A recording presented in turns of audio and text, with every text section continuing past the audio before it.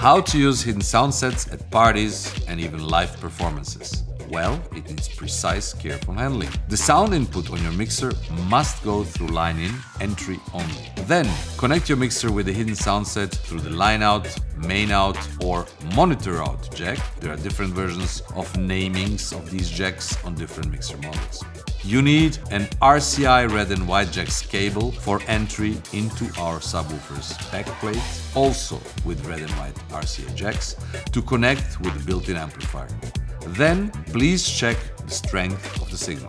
Step A. Check the potentiometer of the entry channel, which displays the sign gain.